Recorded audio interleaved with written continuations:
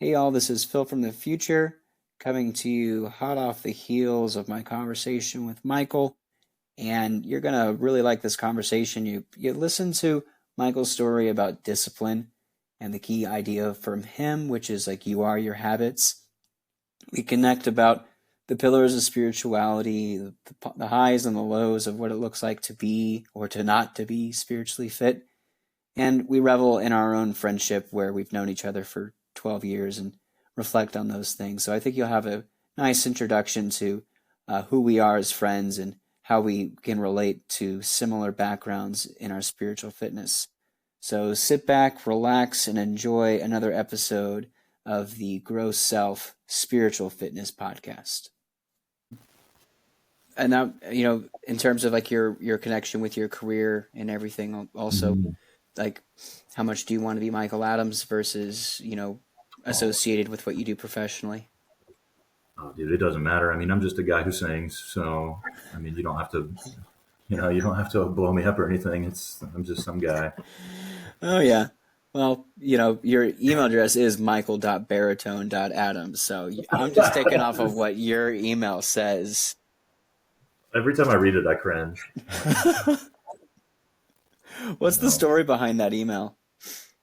Oh, well, Michael Adams and everything else was taken. I was like, I need some kind of professional opera, something that's going to stick. So a lot of other singers have, Mary Thomas soprano or Jack Swanson tenor. And I was like, well, Michael.baritone.adams. Michael Adams baritone was taken, but Michael baritone Adams was not taken. So it's kind of the reason there. Yeah. So I know it's cheeseball. Are there other people in the career in the industry who maybe like take it one step further and be like, Michael, pick me, I'm the best baritone dot Adams at Gmail? Oh gosh, I mean, I can't even imagine. I'm trying to think of some other interesting emails. I have a friend who, do you remember that show Man versus Wild? Yes. Yeah, so instead of Man versus Wild, his handle was Tenor versus Wild, which I thought was Mm-hmm. really clever. And clever things like that can help. But I just keep it simple. And if somebody forgets, they can just Google it and find it pretty easily. Yeah. Yeah, man. For those who aren't listening, why don't you introduce yourself based off of what you do and who you are? Absolutely. My name is Michael Adams. I'm a professional opera singer, and Phil and I go way, way back. How long have we known each other? We are going on 12 years. We met in the fall of 2012. Man, we got to throw a party when we hit, our landmarks like 15, 20. Oh yeah, exactly. So let's see, how old were you in 12 years ago? I was 19. I would have been 22. Dude, imagine how big your mustache is going to be on our 20th anniversary. Oh man, well that's why we're not gonna let the video feed go out to the listeners because if they did, it would just be mustache. Yeah, we would just see like, your eyeballs and then mustache. Mm. No, One I'm kidding. story It's a that great. you've told me in the past, which I think is a really good one for this podcast, which is about spiritual fitness, which is another way of saying like in the ways to develop internal intrinsic resiliency. The spiritual element is one that is often neglected in like male-centric circles. Where like I'm going to build resiliency because of stoicism and just be tough Mhm, mentally, or I'm going to build resiliency through my physical fitness and just be like literally tougher than anything that can come at me and learn discipline that way. And then mhm, there's really like no room for the spiritual side of things, right? And it neglects how much spirituality can teach discipline, can teach endurance, can teach perseverance, can teach resiliency. And mhm, mhm. I think that your story, especially going back to where you were in undergrad to where you are now, can really highlight a lot of those things. So, what is your relationship with spiritual fitness, given how I Well, defined it, and your that's such an development? yeah, a great question, and I love the way you posited the question because you're setting the premise as if it's like a habit, right? Because it is. Fitness. How many times do you go to the gym? How often are you focusing on it? So much of our psychology are just patterns and habits, and I think our spiritual life can be the same. If you get in the daily habit of getting in the Word, prayer, talking to, fellow Christian men, or, just family and what have you. So, my life, for those of y'all who don't know, I'm an opera singer and I travel, 8, 9, 10 months of the year on the road. And so you're not consistently attending the same church. You're often in cities, a lot of times in Europe, with nobody familiar, it can be really tough to have a sense of a center. And so I think my faith has been a huge, huge part of just my centering and kind of the through line of my life. And, it keeps you out of trouble in a lot of ways, but it's been certainly interesting. It's been a very multifaceted ministry. I think, a lot of people, probably yourself even, imagine going into ministry, literally going into ministry, being a pastor or a priest or music ministry even. But I think those of us who don't go into quote ministry are really just ministering in whatever field that God's called us to be in. And for whatever reason, for me, that's been opera, and it's definitely been an eclectic group of people. And you say spiritual fitness, and it's an interesting choice of words, because it has definitely been a continuous exercise, as I'm sure it would be for anyone who has been through what we've all been through the last 4 or 5 years. So I'm sure there are infinite parallels between my life and career with anyone who's paying attention to what's going on these days. So it's been a ride, and Phil, it's been an honor to know you, man. You've been such a huge part and inspiration in my spiritual walk. Hmm. I mean, it's nice. It's kind of you to say that, and I'd say it the same way. It's back to you, man. It's in our relationship. We've really kind of been where we met each other in our lives to where we are now. Like, talk about going through some of the most the most key essential developmental periods of my life. We have to pause real quick. Sorry, pause everything. My wife just called me. Oh yeah, you can call me back. No, I won't call you back. Stay in the room. I'm just gonna Yeah. leave and come back. Yeah, no Don't problem. touch anything. I'm gonna hit the bathroom. All right, stay where you are. Yeah. Cool. All good. Cool. All good. Yeah, there you go. Okay. You mentioned that in your career field, there's this understanding of ministry, and Mm-hmm. In my approach to this, I'm really trying to zoom out from the sort of religious and theological nuances and see the broader strokes of what spirituality versus individual theology can provide people. So if Mm-hmm. you could, how would you retranslate your experience to describe to someone who has no idea what religion is, about how your spiritual fitness gave you the endurance or commitment to accomplish your professional and personal goals? Yeah, that is such a wonderful question. In other words, the question, let me kind of mirror this back at you. The question you're asking is, how does my spiritual habits and my religious habits translate to my professional life? There you go. Yeah. Yeah. Yeah. So, yeah, I mean, we all, even atheists, if they're identifying as an atheist, that kind of is a religion in some way, right? Because it's a set of beliefs that give them certainty, and we all have those questions. What is the meaning of life? What are we doing here? What am I supposed to be doing with my life? Is there something after this life? And it's much easier to function when you do believe that there is some source of meaning. And I also just happen to, just some of the things I've seen in my life. I'm sorry, I'm going to start that over. I'm kind of noodling around. You don't have to worry. It's okay. There's no perfect right answer. Right. Yes, my spiritual life and my habits have really given me a center. I think I alluded to that earlier. But it's life can take you so many different places, especially when you're traveling, and there's infinite opportunity to get in trouble. Be it with substance, with frankly ego. Standing in front of a stage, being praised by thousands of people every night.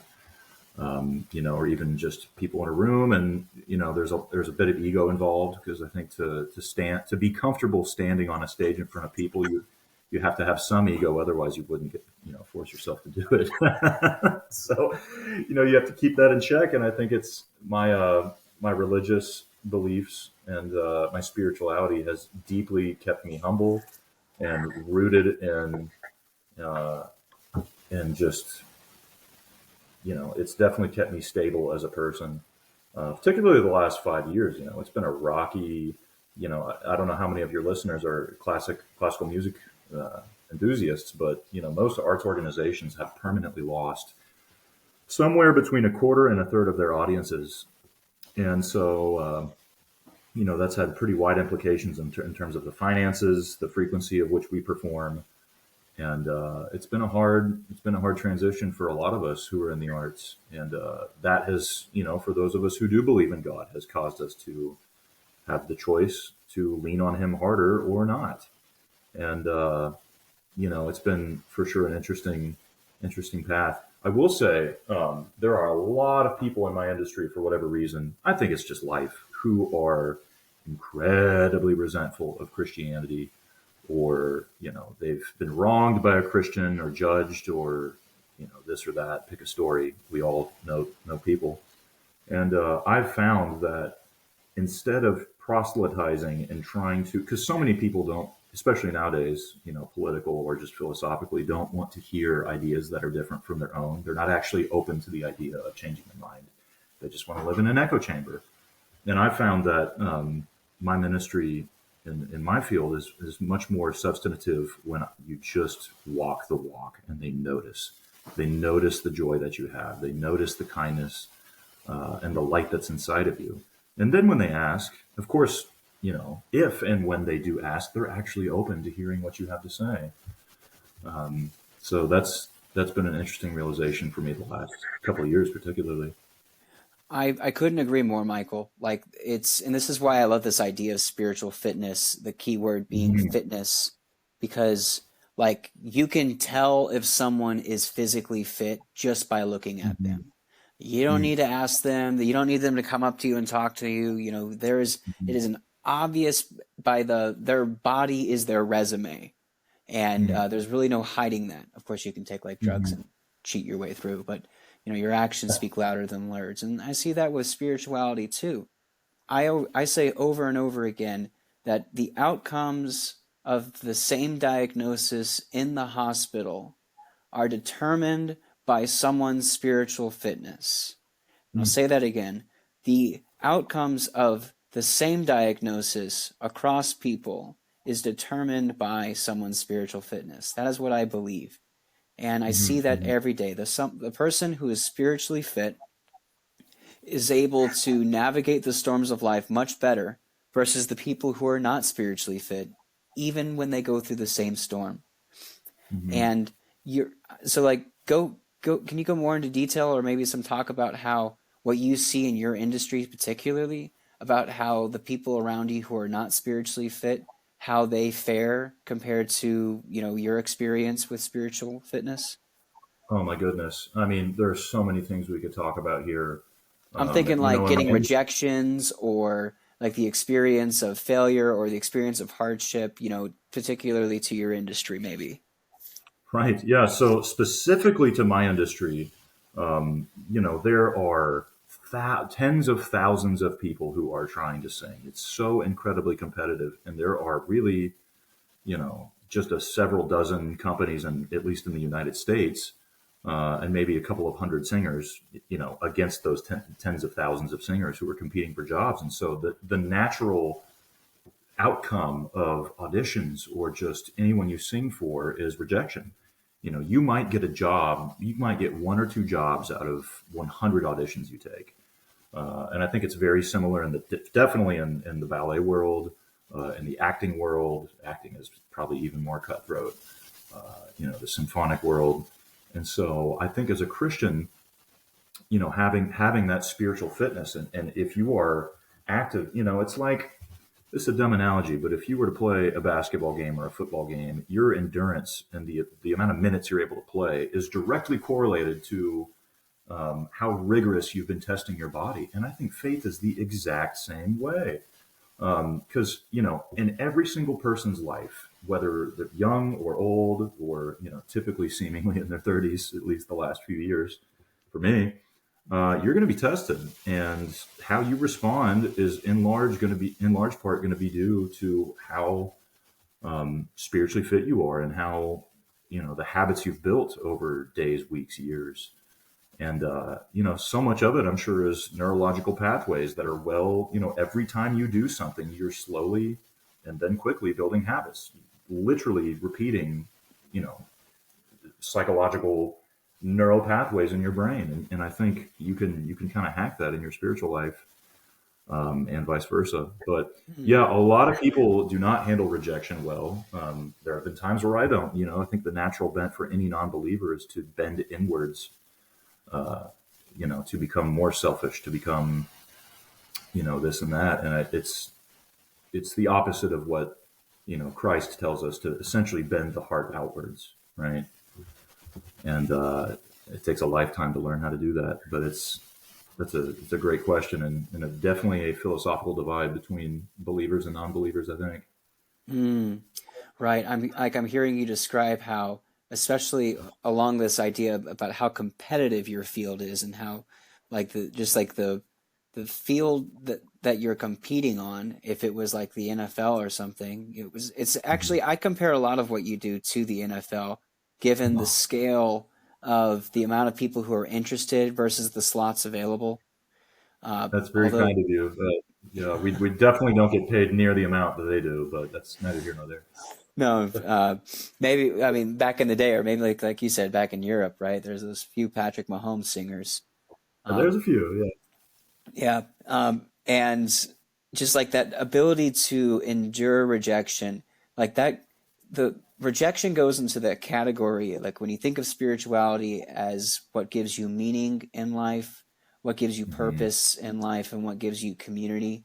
Meaning being how Hmm. do you understand your worldview, purpose being like your role, and community being like your connection, your family. And so, like when you're rejected, that like hits all three of the spiritual pillars. You're rejected from your community. You're rejected from your identity with your role. And then you're rejected with your worldview. Because if you believe that you were good enough, then the rejection says you're not good enough, and that's counter. If you believed that you are a singer, and then this person denies and says, no, you're not, now you've lost Hmm. what your role. And then like if your community is the opera group or the company, and you're Hmm. kicked out, now you're in this like existential crisis after every single audition. And that's Yeah, I mean, where, go honestly, ahead. there's a lot of singers. There's a lot of singers who are having existential crises after every single audition because they don't know how to handle rejection. And that's such an incredible point, that rejection is kind of the mother of all defeat. And I guess when you think about it from a psychological standpoint, it's what you're experiencing on some level is a loss of love. And the Bible teaches us that no matter who you are, God loves you.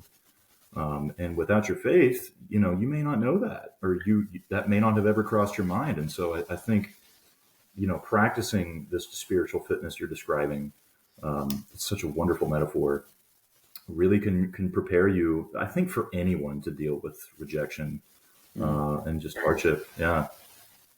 And just to kind of go one step further with that, the spiritually fit person, depending on, is protected from rejection at the sort of like what we like materialistic level, such as professional Hmm. life, uh, because even though the rejection might be, sorry, we're not going to pick you for this job, for this role. Uh, your sense of self, your sense of identity isn't dependent on you getting that role. Your sense of community isn't dependent on being part of that role, and your sense of understanding of how the world works isn't dependent on that getting part of that role. Hmm. Yeah. Yeah. Uh, That makes sense. I mm, couldn't not agree more. And I think it goes with anything in life. If your center is what you do, you can lose that on any given day. I mean, for a great example is COVID, when that happens, live performing across the board just came to a screeching halt. And all of our identities, all of us who were singers or any musician, honestly, to our very core, it was not obvious we were ever going to do this again. And, I have to be honest, like, even though I am a very firm believing Christian, it was hard for my identity, for my ego. It's what you spend 90% of your day doing and focusing on, and your means of making a living. And so it's, when that's your center, it's why we're commanded to not have idols, right? Where if God is your center, man, that's unflappable. That is not going away, and that was a great, that was a very, very hard and crystal clear life lesson for me. And I'm sure for anyone listening to this, so. Right. We're going to be the generation that talks about what COVID did for us, because COVID impacted our generation right when we were beginning our careers or just about to enter careers. And so unlike people who, like our parents' age, those who were born in the 60s and 70s, or 50s, 60s, 70s, they had already established their life, established their career, established their sense of self, established their family. Everything was established, and then it was just disrupted. For us, it was, all right, we're about to jump in, and then everything hit pause, and it was like we had nothing to stand on. Right. You talked about your sense of self in the center, and I think that, Michael, is a really important distinction, because when people talk about like there's certain fitnesses, certainly when it comes to their relationship to religion. And I hope that within like my diverse listening audience, there's people from all different forms of faiths and backgrounds listening here, that they can hear that it's not a sense of all or nothing. It's more like if you take like the layers of the Earth's crust, then you have all these things that are built up around it. And it's, what is your core? And that's the spirit, and that's where I believe that the core self is the spirit. And it's how you establish your core, what your core is made up of, that then allows it to endure the levels of stress as the tectonic shifts of life happen, such as a freaking global pandemic that completely keeps people from being able to provide for their family and do the thing that they were gifted and talented and work their asses off for. Like that's like the side of it, the center, like what makes you tick. Well, man, if you think about it, if the center of your life is religion, is Christianity, is your belief system, that's something that is intrinsically not, it's outside of yourself. And, there's a part of that can be bothersome because it's out of your control. But if you are the center of your own life, there's a lot of room for disappointment, heartbreak. There's a lot of room for guilt, shame, just blaming yourself. And the truth is, if COVID taught us anything, it's that we're not in control of anything. I mean, you are in the sense of your own habits, but the outcome of your life, and everybody talks about this, even pre-COVID, your life is going to look so much different than you think it is, what the vision that you have for it. And, I think that's when you get disappointment, is when your life does not match the blueprint that you have formed in your mind of what it should be. And that's an ego. That is a very egocentric viewpoint. That is not a religious, God-centered viewpoint. Can you think of any times in your career where you've seen how that plays out between the people who are like truly, who don't have any spiritual fitness, and like what you see the outcomes are in their lives? Like, yeah. Oh, goodness. I mean, I'm sure there's a lot of careers that are like this, but it takes an enormous amount of training and discipline and hard work to get this life of performing going, and like a decade of really hammering on it. And a lot of times the real magic in career starts to take off when you relinquish control of the results and you stop caring so much about what other people think. I think generally performing, you're doing, it's much easier because there's just less nerves and anxiety if all you can think about is being accepted or not. So I think that is been a strong lesson for me. My own career started taking off when I just essentially started relinquishing control and just saying, you know what, it's going to be what it's going to be. God's plan is larger than mine. There's nothing, all you can do is work as hard as you can and just, and sit back and hope for the best, and pray. A lot of people don't, you know, think that way. And I think they make the other elements of their life a lot harder too, when they're not, they're just not also a completely rounded human. If their main, how do I articulate this? If their chief aim in life is just all or nothing career, which I can very much be. Sorry, my dad's calling me. So it's definitely an interesting thing to see. Mm-hmm. So one of the things that I know that comes from being an opera singer is that word that you keep using, which is discipline. Were you always a disciplined person?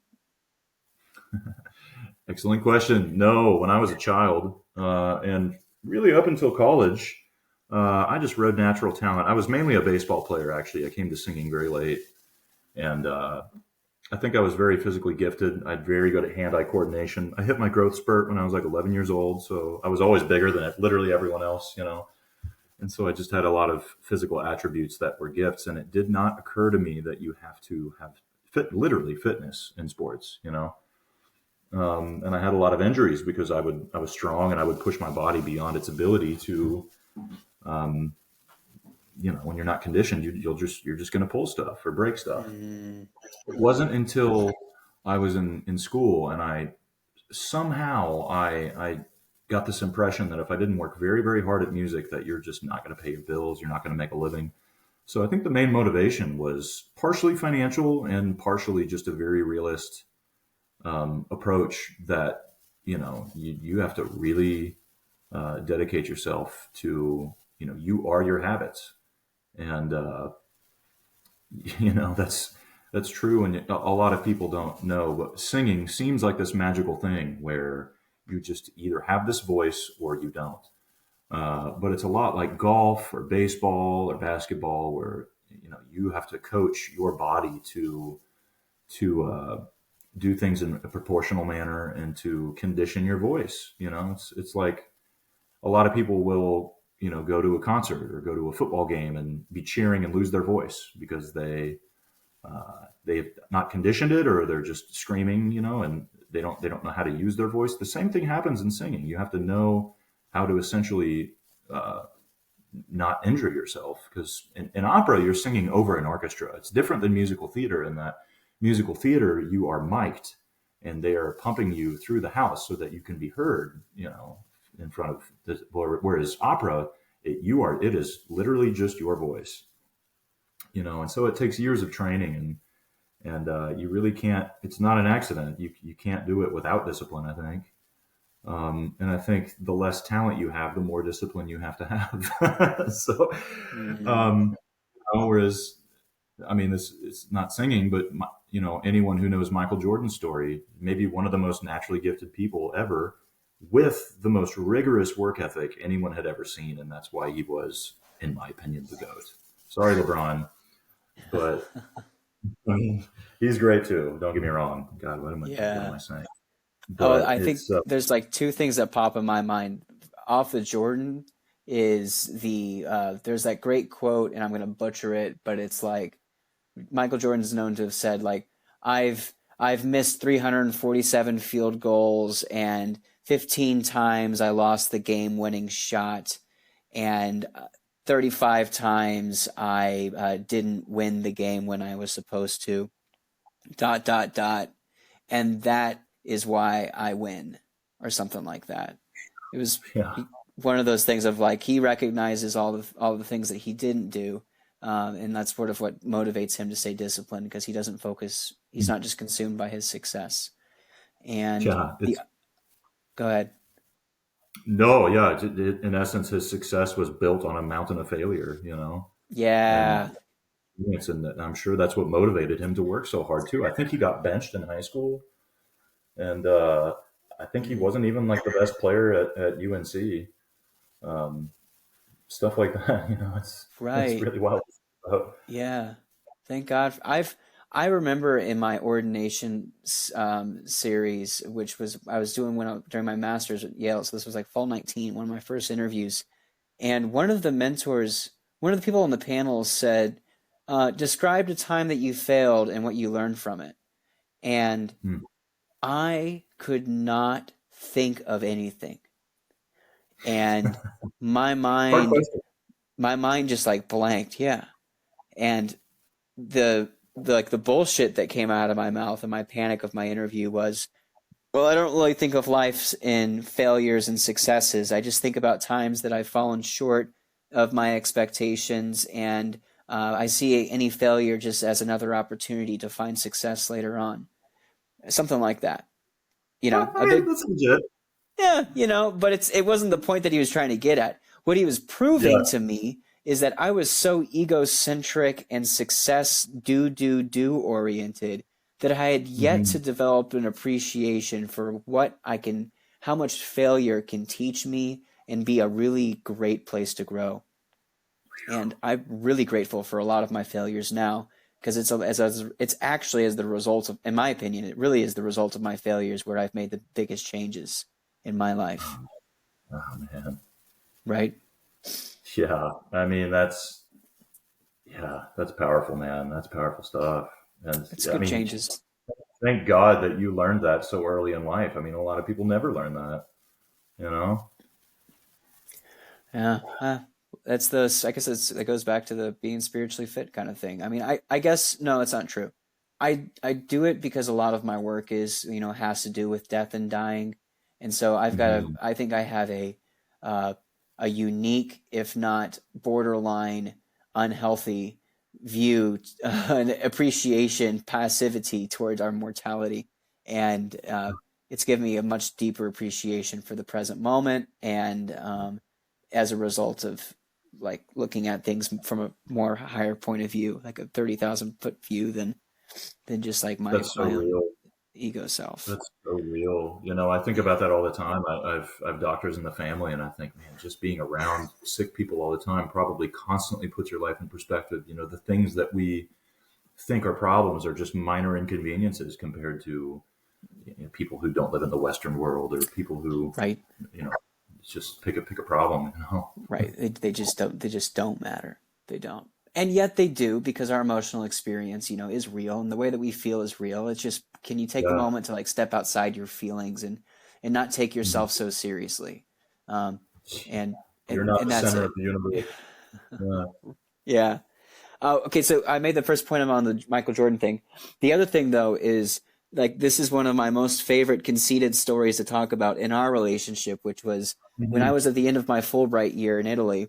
You're in Geneva, and somehow we were able to coordinate meeting up in June, and I got to stay with you, and we got fondue, and we walked around Lake Geneva and took pictures on that fountain. Um, That that was a blast, And you man. made that killer ramen meal that you like made for yourself like every freaking day. Yeah, and for those who don't know, Switzerland is the most beautiful country on earth, but is Yes. also the most expensive place on earth. The first thing I did when I got off the plane, I was so jet lagged, I went to Starbucks because they have Starbucks. And literally, and this is in 2015, this is not even nowadays, a large coffee at Starbucks was $20, 20 US dollars. And $20 for a large coffee. I mean, Starbucks is overpriced anyways, but that was a hell of a lot of money, and so that's the reason I really was eating ramen. I was like, I can't afford to eat Yeah. a steak every night. Oh my gosh. But hey man, that was great. Then we watched Miyazaki films together. It was such a good time, man. I'm so grateful for our friendship. I'm lucky, So I've alluded to the travel that I do, and that can be difficult because you don't have a sense of community or a church or what have you, and just for you to visit was such a grounding, centering experience. To see a friend that we've from a very formative time in our life. You know, Yeah. it's that's community is everything. Community is everything. That's we should unpack that a little bit more, but I We want to get should. the story out real quick. So the story was we were doing that in the backdrop, and I got to go to the apartment of the singer of Don Giovanni, who was playing Don Giovanni. We went over to his Oh yeah, apartment, right, right. and it just felt like one of those magical moments of like, I can't believe it that like here I am with my friend Michael, who I've known since 2012, and we're Yeah, here in Geneva at the apartment of the lead singer of Don Giovanni at the freaking Geneva yeah. Opera. Like, what is It this was life? And his. Yeah. yeah, and he said a quote that I've now been quoting to everyone, where something came up about success, and he chimed in, and he said, "Well, my thought," he's like, "People talk to me, and they say, um, you've done so well, you must be really lucky, to get where you've gotten." And he said, "Well, the truth is that the more I've practiced, the luckier I've become." Mm, mm. Do you remember that? Does that I sound do. familiar? Yeah. Yeah. I mean, so for anyone who's curious, the guy's name is Simon Keenly Side. He's been knighted, by the Queen, and Wait, he's we were just in the one of. presence of a knight? Oh yeah, he's a big deal. That guy's been making millions of dollars singing opera since like the '80s. Just absolute legend. Probably top three baritones in the world for the last 30 years, and he was just the nicest, most real, down to earth guy. And I remember him saying that, because a lot of people imagine these superstars just having these gifts, and he told me that he used to for years. He would practice all day. His father was a very famous violinist, and his father's father was also a very famous violinist. Can't remember their names, but like household names. And so he understood the nature of discipline and habits, and fitness.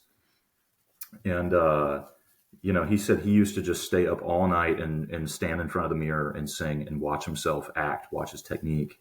And I was like, man, that's just next level. That's why he got to the where he was. It's that ruthlessness and commitment Hmm. of excellence that no matter what you're going to. And he had a lot of personal failure and a lot of or career failure early on too. And he said something very wise to me. He said, most people underestimate or they overestimate what they're able to achieve in a year, but they underestimate what they can accomplish in a decade. And I thought that was just such a wise, bird's eye view of sometimes we can be so short sighted, that we lose ourselves in the failures of the present moment and use it as an excuse to quit pursuing whatever it is. Oh man, that is good. And it's so Yeah, true. If we get yeah, lost in the like calendar 365, if it can't be done then it can't be done, and not like hmm unlocking yourself to the freedom that comes from giving yourself a decade. What would life look like if I gave myself rather than 1 year to make a change, but I said I'm going to do this within the decade, over the I mean, course it'd of be this decade. yeah, like making small changes in your habits every day over the course of a year, over a decade. Your life would look radically different. Just 5 years from now, not even a decade. Right. What if, and like, I'm thinking like taking a goal and rather than breaking it up into chunks of like 12 months, 12 steps, but like 12 years and twelve years of steps and 244 months of steps. Like, wow, the hmm minute incremental is so much more achievable that way than it is to try and pack it into just the small scale of a year. That's amazing, man. What Yeah. a great quote. Oh, I know. It makes me think. So I've during COVID, one of the greatest things that came into my life was golf, and I'm still terrible. I can't play to save my life, but I became aware that if you mishit that ball with the club face by literally just a millimeter, the end result is it can be either on the fairway or it can be in the water. 100 yards to the right or left, and it makes me think of how such a small measurable difference in calculation, or the metaphor I'm trying to make is your daily habits can have massive ramifications 1, 2, 10 years, 12 years down the road, like you're saying. And Right. it's, Carry that it's, distance over the length of time, and you will end up in the water versus the fairway, even if you yeah, started off with just a few degrees difference. These are some great analogies. So yeah, Uh, you've yeah. you've mentioned throughout this chat, yeah, I'm hearing within your spiritual fitness, Michael, very strong, solid sense of the three pillars of meaning in life. You've talked about your theology and you've shared some core beliefs that truly define your worldview and then help you navigate your life experience. You define your life experience, your subjective experience based off of these concrete tenets that you can turn Mhm. to and point to and say, this is why I experience this thing this way, is because of X, Y, and Z. Mhm. And then followed by that, I would say then is then your purpose, which comes from like your role. You're talking about how you see your job in life as a ministry and it's a role. And there's some other things to that too. And then this third thing Mhm. though that you talked about was then the community way, which in your current life setting is the biggest struggle because Mhm. of the nature of your work, and it forces you to have community in non-traditional ways. Um, and so let's go back to Geneva, Switzerland, and in that time, or maybe even other periods when you've been totally dislocated, as they say. Absolutely. Yeah. So, there's the theology and the purpose piece that you mentioned. And, I'm a very obsessive person and I like to try to boil massive systems down into very simple ideas. It's just kind of the way I approach life. And something I learned somewhat early on, um, not by my own insight or intellect or anything. I don't think I'm a particularly smart person, but I just very quickly found that anything anyone can do in life is absolutely meaningless and devoid of meaning unless it involves people, and Mm. singing unless it involves relationship and community. And that for me is literally everything. The career is meaningless if you have no one to share it with. Your faith, I don't want to say is meaningless, but we're meant to share it, to have community, right? To have fellowship. And that has just been such a massive theme in my life. And even on the road, my community are these different artists I run into. And honestly, a lot of times in these companies, opera historically has been seen as this thing that is kind of a highfalutin vehicle for the schmoozers and movers and shakers of society and power brokers to get together and show off their mink coats or this and that. But it's given me access to a lot of those people that I never would have done. I think doing a lot of other jobs. And for instance, I lived in Washington D.C. for a few years, and I got to meet a lot of substantial people. And your ministry can be there. I think music also touches people in a way differently than So singing, you're singing spoken text put to music, and for whatever reason, when you sing, it hits people differently than if you were just saying it to them. Um, And so, in your time that you've spent abroad, or even in different places away from your mhm. your community, you're saying that you've developed this like necessary spiritual survival skill of creating community wherever you go, or In a finding way, ways and that to is go that.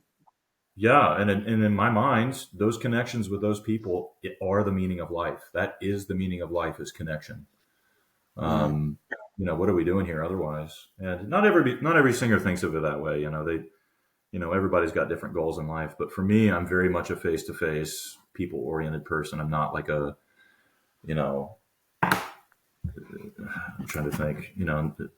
I think I wasn't made to be an engineer or um, a data analyst or something. I need to be face to face with people. So that's just very much maybe that's more of a social need that I have, but that's for whatever reason that has been a constant recurring lesson in my life that what you're doing doesn't mean anything unless it is involving or impacting someone's life. Right. Yeah. I mean, I really relate with that. I mean, Yeah. my work is chaplaincy. What am I doing Yeah, all day long?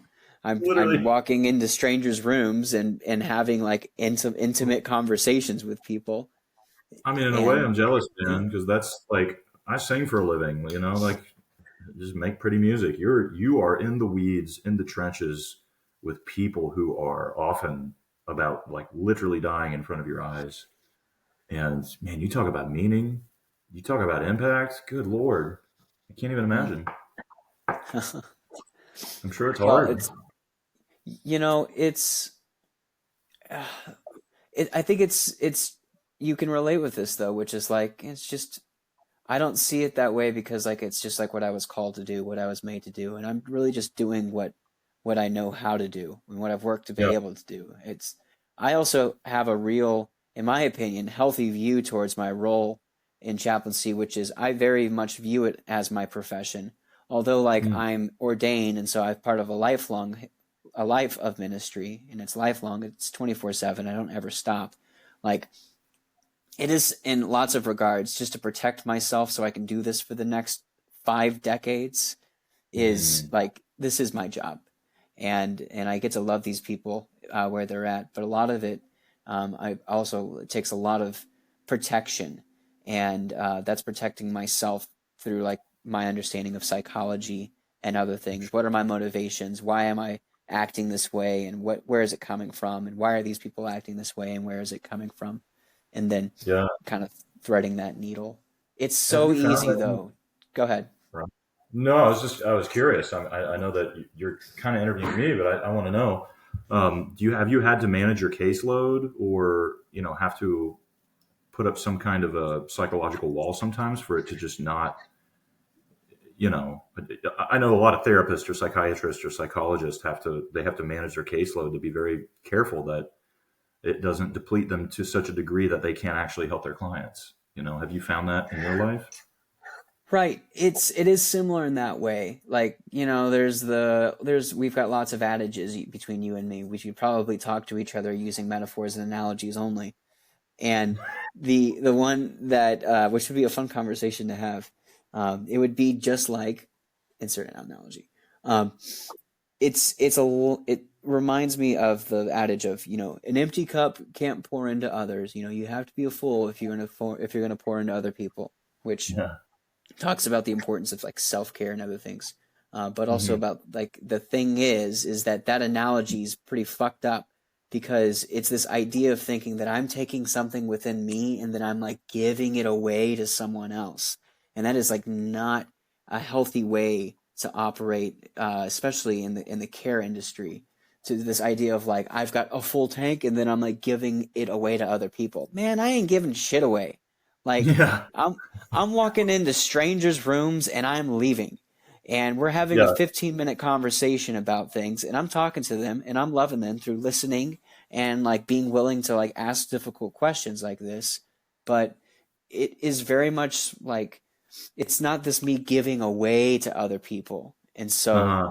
I would say that is the real marker between people who burn out in my world and folks who do this for life, because those who burn out in chaplaincy or in care industries, in my opinion, take the approach of the cup pouring into others. And they're the Hmm. ones who need the mental health day because they're all poured out, or need to take a break because of all the secondary trauma that they're inhaling. And Mm.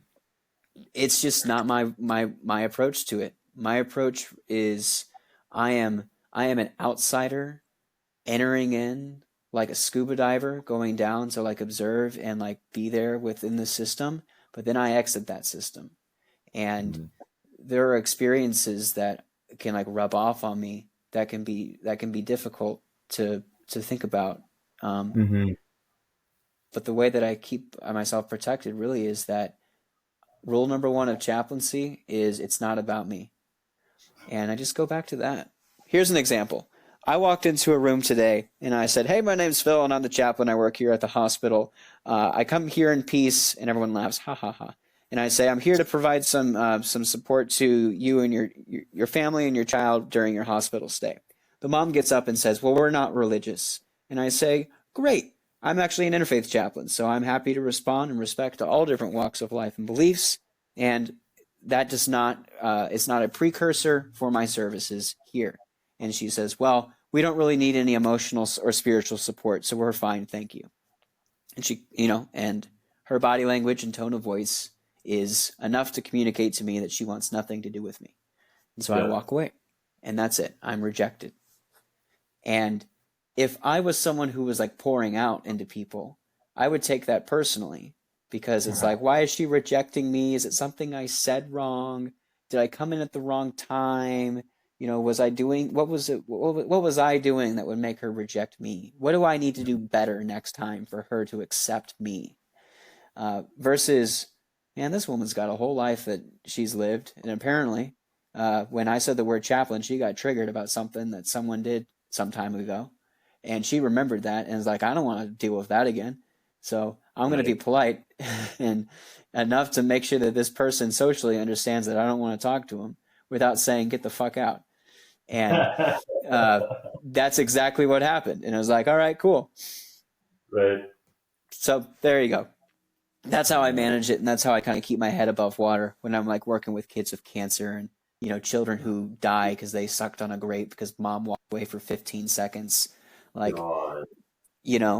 The kid who wakes up with sudden infant death syndrome because their parents co-sleep and the kid suffocated at night and they refuse to let their kid sleep in the crib. Like, God, you see all that shit. It's crazy. Right? Awful, terrible, horrible things. But the blunt, awful thing is like, I don't know them. They're not my family. Right.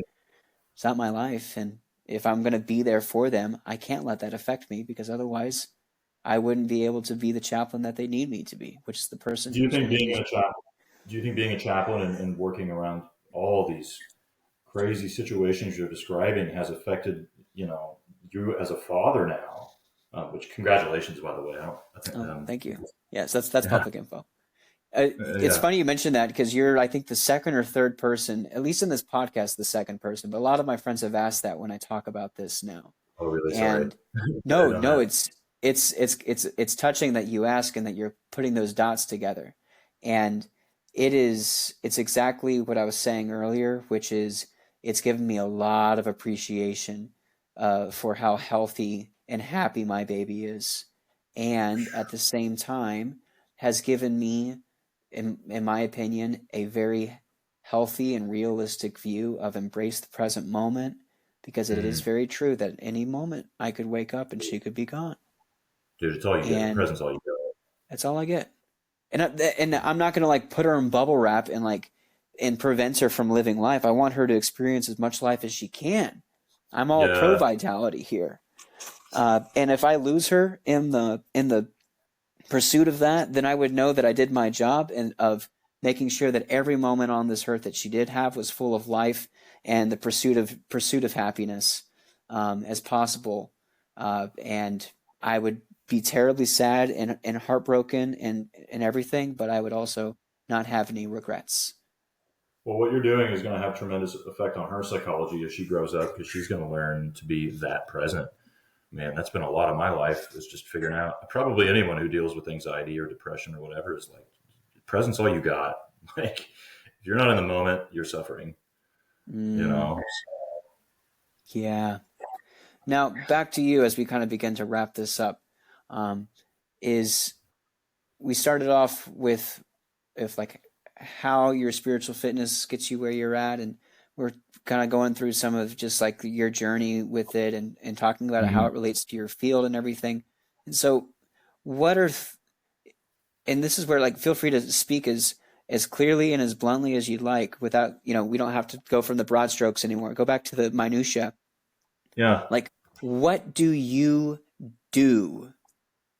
What do you do to be and maintain spiritual fitness? I'm so glad you asked, because what are your actions? Yes, wonderful question, because I think all of it boils down to actions, and even your thoughts are actions. You just, or they, at least they eventually manifest into actions. I am incredibly, I have become obsessed with discipline, but I've become obsessed with habits. And so I wake up at the same time every day. I go immediately have coffee because I'm just a piece of shit until I do that. It's absolutely worthless. More worthless than I am anyways. Yeah, I know thyself. Lately, I've just found that my whole being improves when I sit down and I just start journaling, no matter what. Even if there's nothing on my mind, I just try to immediately dump onto the page. Just a page. It takes 2-3 minutes. Sometimes I will end up writing for 15 minutes, depending on what's on my mind. Sometimes there's just nothing to say. And at that point, I stop journaling and I pray. to God, to anyone, whoever's listening, whatever's after this life, pretty sure there's something, um, that, to just guide me, to help me see, to give me wisdom, to give me humility, and to give me just a constant view of the big picture.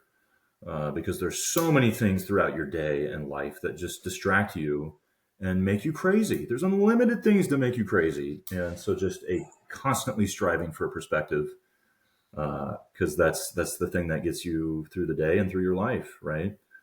Um, and that has been a habit for me for almost 10 years.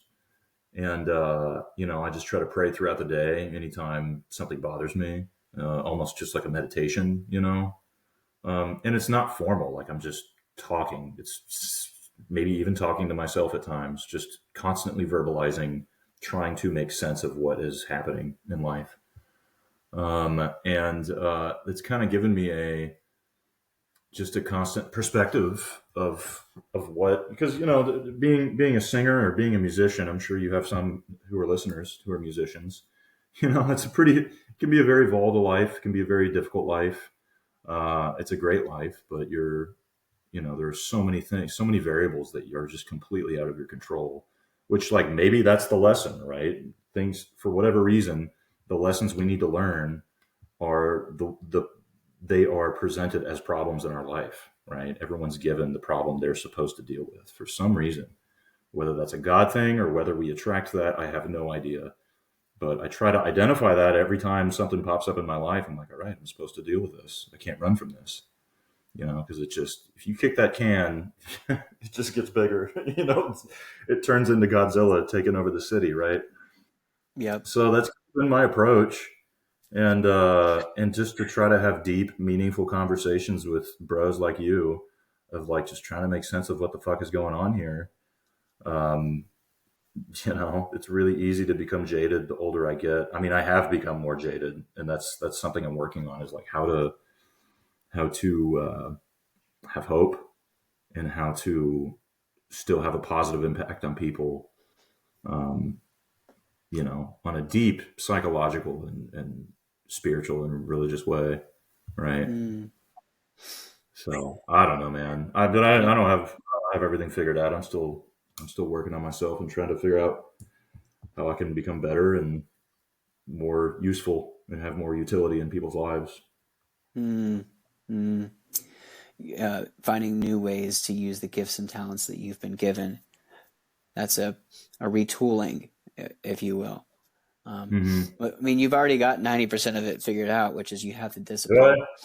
Oh, man, I don't I'd know. say so. Yeah. Well, Sometimes I'm I like, guess it depends, on what you become disciplined in. But the action side of things with your spiritual fitness, to hone in on that, your yeah, idea of a you get, daily journaling, daily reflection, followed by daily prayer. And, bro. the You got to podcast, do it.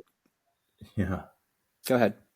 I'm sorry. I was just gonna say before I forget, like, you got to do that shit every day. You are literally your habits. Everything you think, everything you do.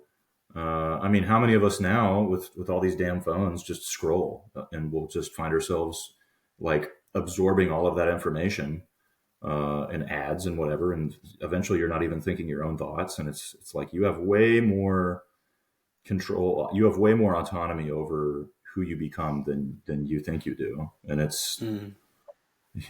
that's every day. What do you do every day? What do you do? The first thing you think about when you wake up, for me, it's coffee, but And then the second thing you think about is get to pen you're and right. paper. That's Oh right. man. Yeah, that's beautiful.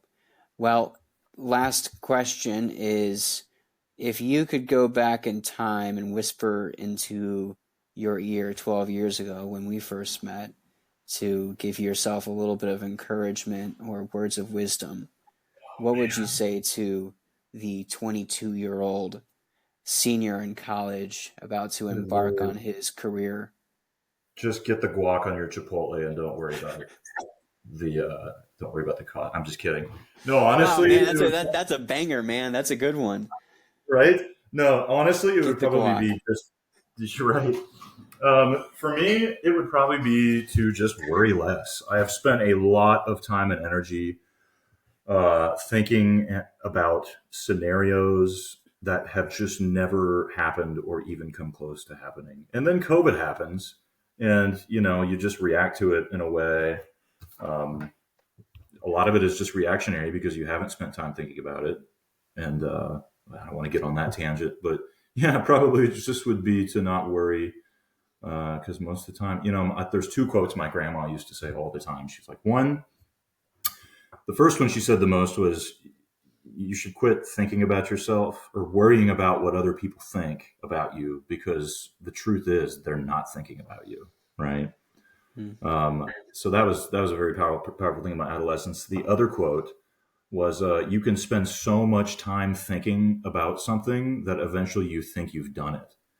And so if you just spend less time worrying about the thing and just do the thing, you'll end up better off. And I've talked about anxiety a lot. That's been something that I've had a pretty substantial amount of in my life. Probably anybody, honestly, any millennial. But that's what I would tell myself is like, dude, just chill the hell out. It's gonna be fine. Mm. Mm. Man, wise words, wise conversation, and a wonderful reflection, an example of the diversity of what spiritual fitness looks like. Michael, thank you so much for your time, and peace, love, and chili, my brother. You're the man, Phil. Love you, bro.